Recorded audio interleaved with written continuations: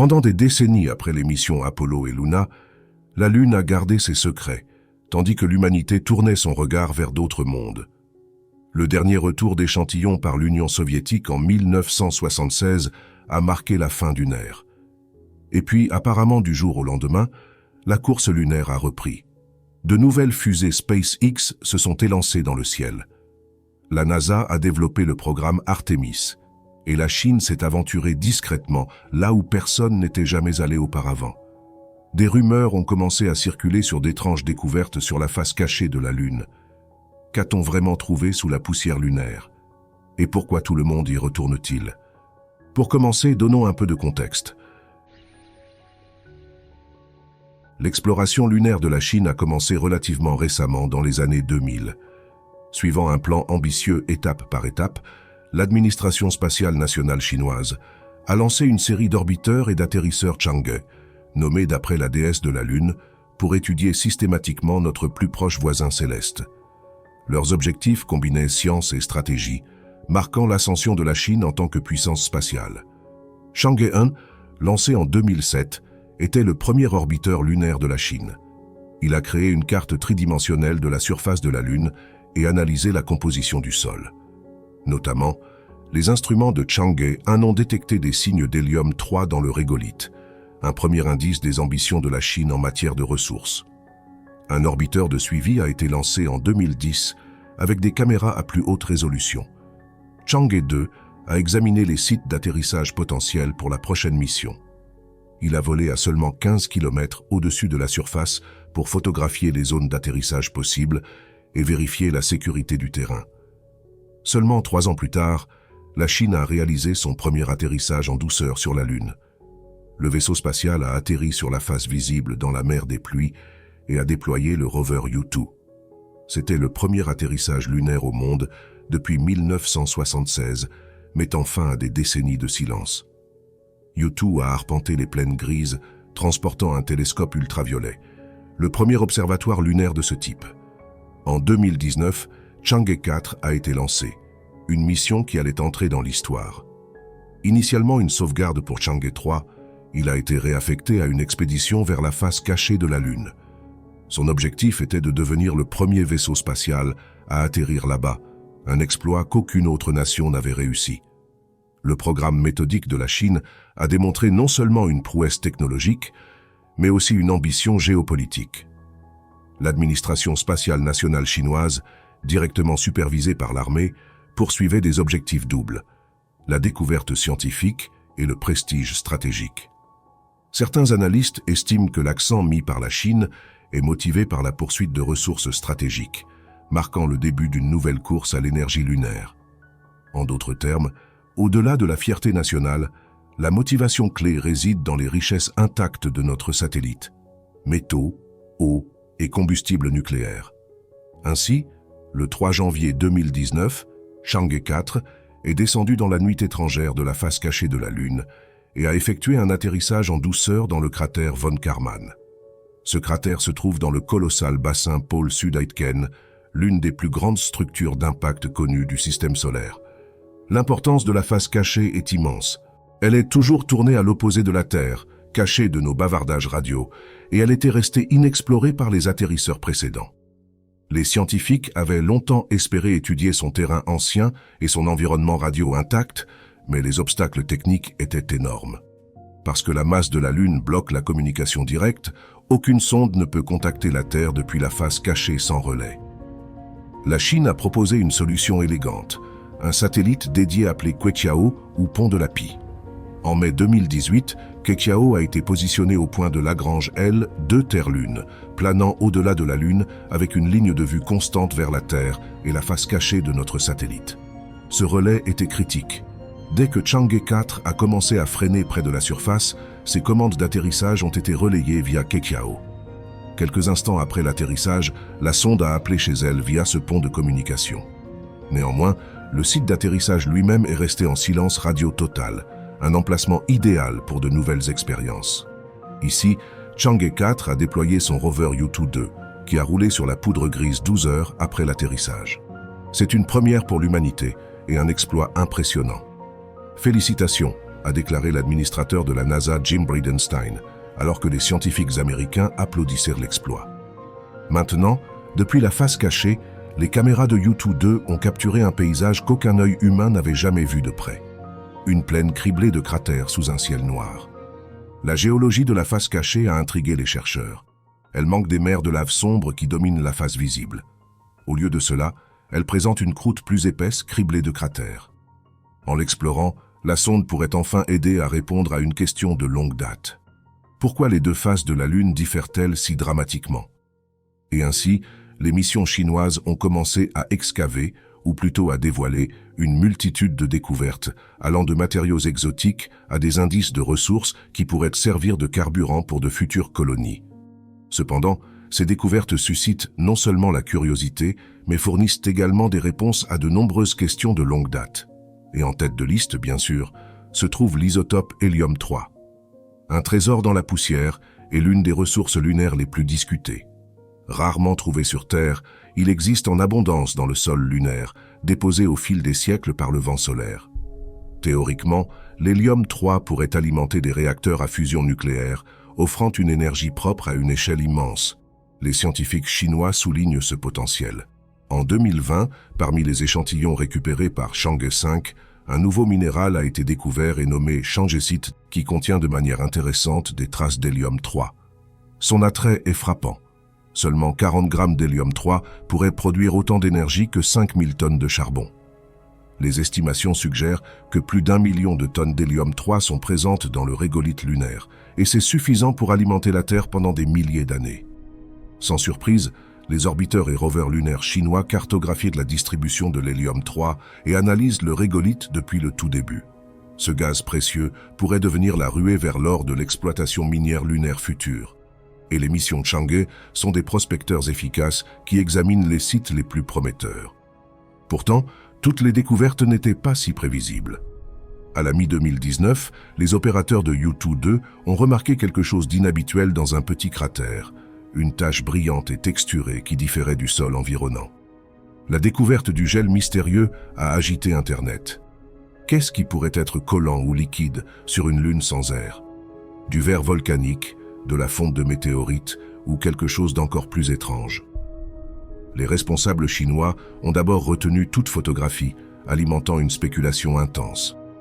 Lorsque les images ont finalement été publiées, elles ont révélé une substance sombre scintillante qui s'était accumulée entre la poussière et les roches.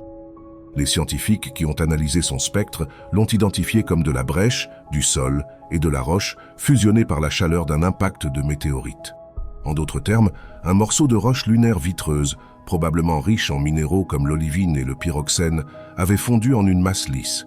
Pas exactement de la bave extraterrestre, mais toujours une découverte passionnante. Elle ressemblait à des échantillons de régolithe fondus des missions Apollo, mais elle a été découverte dans un endroit complètement nouveau. Cette tache scintillante racontait une histoire de collision à haute énergie qui avait façonné la face cachée de la Lune. Parallèlement à tout cela, au milieu du désert gris, Chang'e 4 transportait également une minuscule expérience de biosphère. Un conteneur scellé de la taille d'un seau rempli de terre, de graines et d'œufs d'insectes. En janvier 2019, les scientifiques de la mission ont annoncé un événement révolutionnaire. Une graine de coton avait germé à l'intérieur du conteneur sur la Lune. La nouvelle est venue avec une photo d'une délicate pousse verte émergeant sous la gravité lunaire.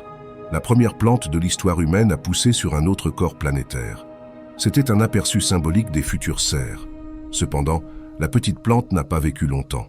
2 semaines après l'atterrissage, la nuit lunaire est tombée et les températures à l'intérieur du conteneur ont chuté à moins 52 degrés Celsius. Sans lumière du soleil, la pousse est morte comme prévu une fois les radiateurs éteints. Mais pendant ces quelques jours, elle a prouvé que la vie terrestre peut commencer à croître, même dans des conditions si lointaines et étrangères. D'autres graines comme des pommes de terre et même des œufs de mouches à fruits et de la levure ont également été placés dans la biosphère dans une tentative de créer un minuscule écosystème. Et bien qu'il n'ait pas éclos ou poussé avant l'arrivée du froid, l'expérience a marqué une étape importante en astrobiologie. Elle a démontré que les astronautes pourraient un jour cultiver de la nourriture sur la Lune, une étape essentielle vers l'établissement de bases lunaires à long terme. Comme l'a dit un scientifique, c'est la première fois que les humains font des expériences de croissance biologique à la surface lunaire. Une minuscule feuille verte sur un monde gris sans vie est devenue un symbole puissant des possibilités à venir. La nouvelle de la réalisation lunaire lointaine de la Chine s'est répandue rapidement dans la communauté scientifique mondiale, déclenchant une vague d'hypothèses, allant de débats bien raisonnés à des théories du complot farfelues. En Occident, de nombreux chercheurs ont salué les réalisations techniques de la Chine et sa quête incessante de données. La NASA, bien qu'interdite par la loi américaine de collaborer officiellement avec la Chine, a tout de même échangé certaines données lunaires et présenté ses félicitations. Et les scientifiques attendaient avec impatience les résultats du travail de Chang'e 4 en géologie lunaire. Et certains ont même commencé à envisager le potentiel d'une collaboration tierce. L'atterrissage sur la face cachée a été reconnu comme une expansion des connaissances lunaires de l'humanité. La Chine pourrait-elle obtenir un avantage dans la découverte de ressources ou dans l'installation de télescopes protégés des interférences terrestres? Eh bien, de telles questions ont suscité des discussions lors de conférences et au sein de cercles politiques. En même temps, le secret de la mission et le mystère inhérent de la face cachée de la Lune ont alimenté des spéculations moins fondées. Les théories du complot ont fleuri sur les forums Internet et dans les gros titres des tabloïds. Certains se sont demandé si Chang'e 4 était tombé sur quelque chose de vraiment étonnant, peut-être des preuves d'artefacts extraterrestres ou de structures anciennes cachées des yeux terrestres. Lorsque les premiers rapports ont émergé d'une substance semblable à de la gelée avant la publication de toute image, les commentateurs extérieurs ont spéculé follement, allant des organismes vivants aux bases secrètes. De même, en 2021, U2 2 a repéré une silhouette en forme de cube à l'horizon, rapidement surnommée la cabane mystérieuse.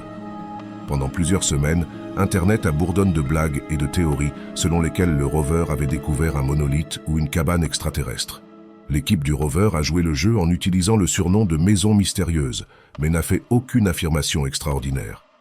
Alors que U2 2 s'approchait au cours des jours lunaires suivants, la vérité est devenue claire. Le cube n'était qu'un rocher de forme étrange, assis au bord d'un cratère. En fait, il ressemblait à un lapin accroupi.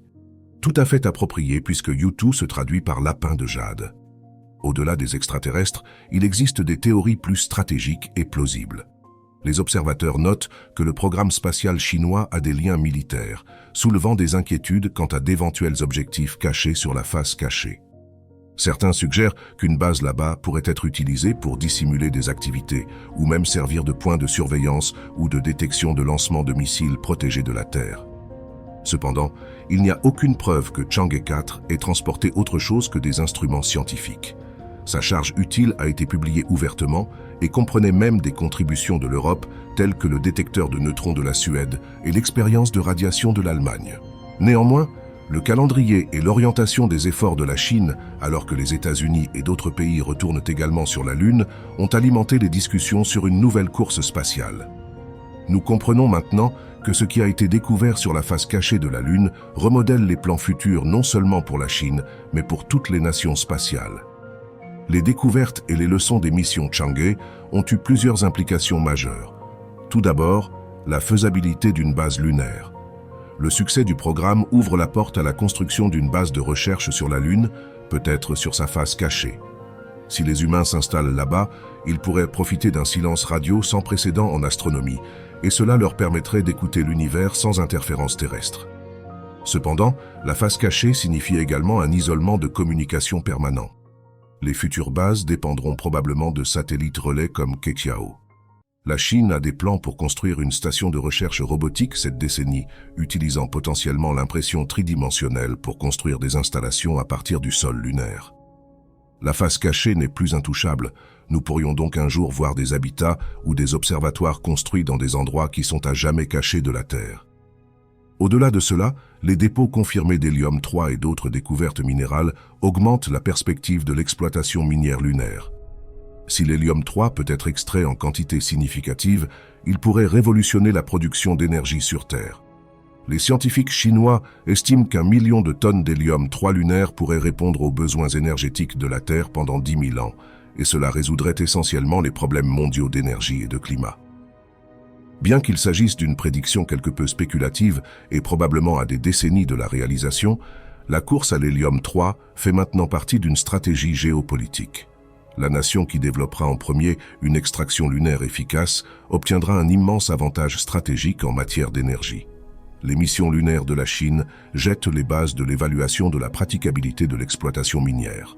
Par exemple, des expériences ont déterminé les méthodes optimales pour chauffer le sol lunaire afin de libérer l'hélium-3. Sans surprise, le programme lunaire de la Chine est soutenu par des groupes comme l'Autorité de l'énergie atomique. La Lune pourrait très bien devenir le golfe Persique du XXIe siècle.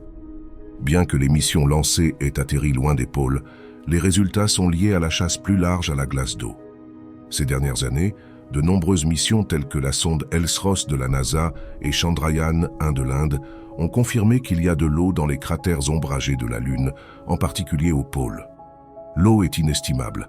Elle peut soutenir la vie des astronautes et être divisée en hydrogène et oxygène pour le carburant de fusée. La direction chinoise en a pris note. Les prochains atterrisseurs seront envoyés vers les régions polaires pour évaluer les dépôts de glace. Les données d'analyse du sol de Chang'e 5 ont même montré de l'eau hydroxyle liée dans les matériaux lunaires aux latitudes moyennes, suggérant que le vent solaire implante de l'eau dans la surface. Avec de l'eau et de la lumière solaire pour générer de l'énergie, une colonie lunaire devient beaucoup plus tangible. Le programme de la Chine envisage l'utilisation de ressources lunaires sur place, ce qui signifie que les astronautes ou les robots pourraient creuser de la glace, la faire fondre pour obtenir de l'eau et la traiter en oxygène respirable et en carburant hydrogène. Sur la face cachée, en particulier dans la région du pôle sud Aitken, des dépôts de glace pourraient être trouvés dans des cratères en permanence ombragés. Si c'est le cas, le choix d'explorer la face cachée pourrait porter ses fruits avec la découverte de clés pour une habitation durable. En fin de compte, l'administration spatiale nationale chinoise a défini une feuille de route dans laquelle les missions Chang'e ont ouvert la voie à la création d'une station internationale de recherche lunaire avec équipage dans les années 2030. L'idée est de construire une base probablement près du pôle sud de la Lune en partenariat avec d'autres pays. Cependant, une question reste sans réponse. Qui possède les ressources lunaires? Actuellement, le traité de l'espace extra-atmosphérique de 1967 interdit les revendications souveraines sur la Lune. Mais alors que les pays se préparent à extraire des ressources, de nouveaux accords internationaux ou conflits pourraient apparaître à l'horizon. Et il est clair que la nation qui mène la recherche et l'utilisation des matériaux lunaires exercera une influence significative sur ces règles. La Lune est devenue l'arène centrale de la course spatiale du XXIe siècle qui se déroule en temps réel. Après le lancement de Chang'e 4, tous les acteurs majeurs ont intensifié leur programme lunaire. La Chine, pour sa part, poursuit une série de missions qui s'appuient sur son avantage. En 2020, l'engin de nouvelle génération a renvoyé des échantillons de la face visible de la Lune, y compris les roches lunaires les plus jeunes jamais trouvées, vieilles d'environ 2 milliards d'années. Puis en 2024, Chang'e 6 a été lancé, renvoyant les premiers échantillons de la face cachée. Il a foré dans la surface et livré environ 2 kg de roches à la Terre. Ces échantillons sont maintenant en cours d'analyse et ils pourraient débloquer de nouvelles perspectives sur l'histoire de la Lune et confirmer les lectures des instruments des missions précédentes. Suite à cela, les 7e et 8e générations de vaisseaux spatiaux sont prévues pour la fin des années 2020, ciblant les régions polaires sud de la Lune. Leur objectif est l'exploration et peut-être le début de la construction d'infrastructures pour la base lunaire de la Station internationale de recherche lunaire. Chang'e 7 devrait rechercher de la glace d'eau et étudier l'environnement polaire, utilisant probablement un atterrisseur, un rover et même une petite sonde sauteuse pour explorer les cratères. Chang'e 8 testera des technologies comme l'utilisation des ressources sur place et cela pourrait marquer le début de la construction d'un avant-poste. Au début des années 2030, la République populaire espère établir le noyau de la station de recherche au pôle sud de la Lune, ouverte aux partenaires internationaux disposés à opérer en dehors du cadre dirigé par les États-Unis. Pendant ce temps, les États-Unis ont relancé leurs ambitions lunaires grâce au programme Artemis de la NASA, soutenu par l'industrie privée, SpaceX et Blue Origin, ainsi qu'une coalition de nations alliées. L'objectif d'Artemis est de ramener les astronautes américains sur la Lune et d'établir une présence permanente au pôle sud. Il y a une ligne d'arrivée non officielle, le premier atterrissage habité de cette nouvelle ère. Initialement prévu pour 2024, Artemis 3 de la NASA, la première mission à faire atterrir des astronautes sur la surface, a été retardée à 2025 et au-delà. De manière réaliste, l'atterrissage est prévu vers 2027. La Chine, pour sa part, a annoncé des plans pour envoyer des taïkonautes d'ici 2030, développant une nouvelle fusée lourde, Longue Marche 10, avec une navette lunaire. Ce sont des calendriers serrés et il est indéniable qu'une compétition silencieuse est en cours. En 2024, les responsables chinois ont pour la première fois qualifié les États-Unis de concurrents directs dans la course à la Lune. Une admission frappante. Un rapport stratégique de l'administration spatiale nationale chinoise prévoit que dans les 20 à 30 prochaines années, la station internationale de recherche lunaire de la Chine et la base Artemis américaine fonctionneront côte à côte au pôle sud de la Lune. La scène est littéralement fixée au même endroit. Des lignes de crête ensoleillées au-dessus de cratères sombres remplis de glace d'eau. Une région où les deux nations espèrent planter leurs drapeaux et construire leurs infrastructures. Il est probable que cela conduira à des tensions géopolitiques. Les États-Unis ont signé les accords Artemis, un cadre diplomatique pour l'utilisation des ressources et la conduite dans l'espace avec de nombreux pays. Tandis que la Chine et la Russie tracent leur propre chemin pour la Station internationale de recherche lunaire.